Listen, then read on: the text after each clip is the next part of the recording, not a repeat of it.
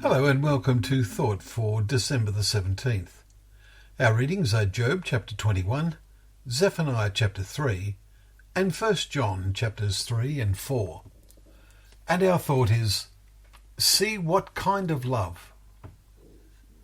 The word love is used so much in conversation we can easily undervalue the meaning of this word in the Bible. It occurs repeatedly in the two chapters we read in 1 John today, in chapters 3 and 4. It is a profound subject. The Apostle John uses it frequently in his epistle.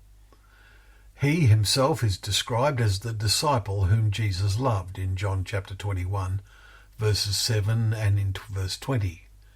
But did not Jesus love them all? Well, of course he did.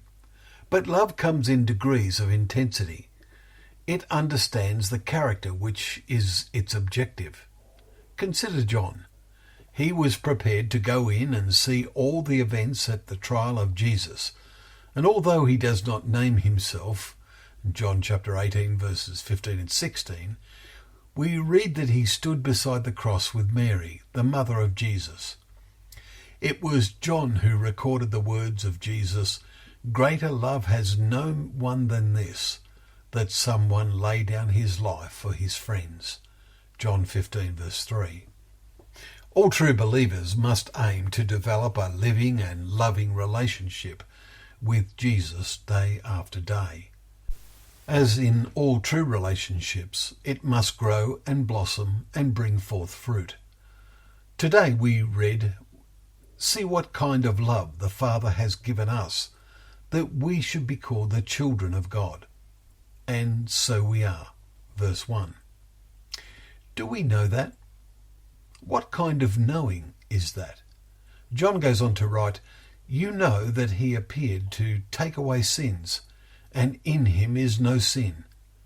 No one who abides in him keeps on sinning. No one who keeps on sinning has either seen him or knows him." 1 John 3 verses 5 and 6. So those who fail to become more like Jesus have never really known him. John says they haven't seen him.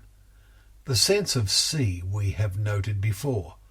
It was illustrated when Paul prayed for the believers at Ephesus, that God may give you a spirit of wisdom and of revelation in the knowledge of him, having the eyes of your hearts enlightened, that you may know what is the hope to which he has called you. What are the riches of his glorious inheritance? Chapter 1, verses 17 and 18. This is all vitally involved in seeing the kind of love he has given to us. With what kind of love do we respond? John goes on to write, "Let us not love in word and talk, but in deed and in truth." Verse 18. Our actions prove whether we mean what we say. In chapter 4, John writes, "No one has ever seen God. If we love one another, God abides in us, and his love is perfected in us." We have come to know and to believe the love that God has for us. God is love, and whoever abides in love abides in God, and God abides in him. By this is love perfected in us, so that we may have confidence for the day of judgment. There is no fear in love, but perfect love casts out fear. Let us all look very carefully to see what kind of love is being perfected in us. Well, thank you once again for joining us for Thought for the Day, where together we can open up the pages of God's Word, knowing that they are a lamp to our feet and a light to our path.